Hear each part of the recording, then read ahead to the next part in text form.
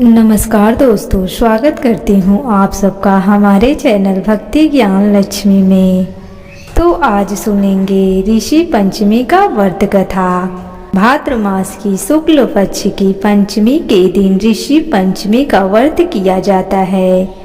इस दिन भगवान की पूजा नहीं बल्कि सप्त ऋषियों की पूजा और अर्चना की जाती है। यह व्रत महिलाओं के लिए सौभाग्यशाली व्रत माना जाता है। इस व्रत को रखने से महिलाएं राजफला दोष से मुक्त होती हैं या महामारी के समय हो गए किसी भी चूक या पाप से उन्हें मुक्ति मिल जाती है। आइए सुनते हैं ऋषि पंचमी का व्रत कथा। एक बार की बात है, एक नगर में एक ब्राह्मण अपनी पत्नी के साथ रहा करता था। उसकी पत्नी ने एक दिन ऋषियों को भोजन के लिए आमंत्रित किया, लेकिन उसी दिन वो रजफला हो गई और उसने सोचा कि अब वो क्या करे। उसने तो ब्राह्मणों को भोजन के लिए आमंत्रित कर रखा है, इसीलिए वो अपनी पड़ोसन के पास गई और उससे पूछा, मैं क्या करूं? मैं तो आज ऋषियों को खाने का न्योता दी हूँ और आज ही मैं रजफला हो गई। पड़ोसन ने कहा, तू ऐसा कर, तू 7 बार नहा और 7 बार कपड़े बदल ले और फिर खाना बना ले। उसने ऐसा ही किया।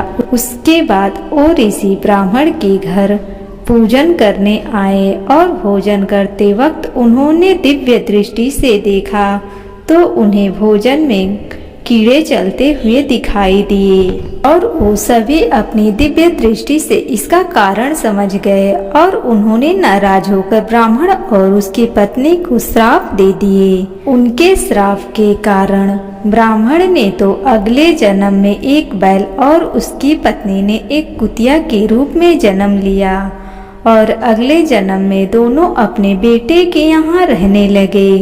उनका बेटा धार्मिक था। एक दिन उनके लड़के अपने माता पिता के श्राद्ध के दिन ब्राह्मणों को भोजन पर बुलवाया। यह देखकर वह बैल और कुतिया आपस में बात करने लगे। अपना बेटा श्राद्ध कर रहा है, आज तो खीर और पूड़ी खाने को मिलेगी। अपने घर ब्राह्मणों का भोजन कराने के लिए उन्होंने तरह तरह की पकवान पकाए और ब्राह्मण के बेटे की पत्नी ने खीर बनाने के लिए चढ़ा दी। जब वो किसी काम से बाहर गई तो एक सांप और उसने खीर के बर्तन में विष डाल दिया। कुतिया के रूप में उनकी माँ ने ये सब कुछ देख लिया और उसने सोचा कि सभी ब्राह्मण ये खाना खाने के बाद मर जाएंगे और इन्हें ब्रह्म हत्या का पाप लगेगा। इसीलिए उसने इस पाप से उन्हें बचाने के लिए जाकर उस बर्तन में मुंह लगा दिया। फिर उसकी पत्नी ने उस कुतिया को ऐसा करते हुए देख लिया और उसने गुस्से में चूल्हे से जलती हुई लकड़ी निकाली और कुतिया को दे मारी।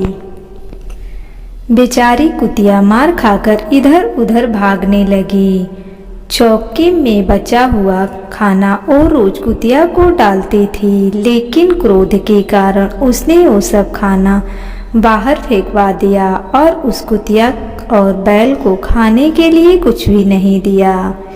इसके बाद सारा खाना फेंककर सभी बर्तन साफ करके उसने दोबारा खाना बनाकर ब्राह्मणों को बुलवाया और भोजन करवाया।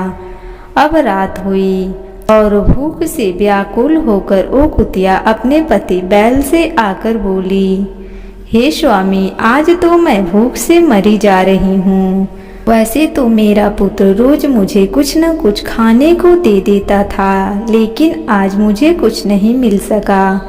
मैंने तो सांप के विष वाली खीर के बर्तन को इसलिए खाया कि उनको ब्रह्म हत्या का पाप न लगे। इस कारण से उनकी पत्नी ने मुझे बहुत मारा और खाने को भी कुछ नहीं दिया। तब उस बैल ने कहा, तेरे पापों के कारण मैं भी इस योनि में हूँ और आज बोझा ढोते ढोते मेरी कमर टूट गई। आज मैं भी दिन भर खेत में हल जोतता रहा। मेरे पुत्र ने आज मुझे भी भोजन नहीं दिया और मुझे भी मारा।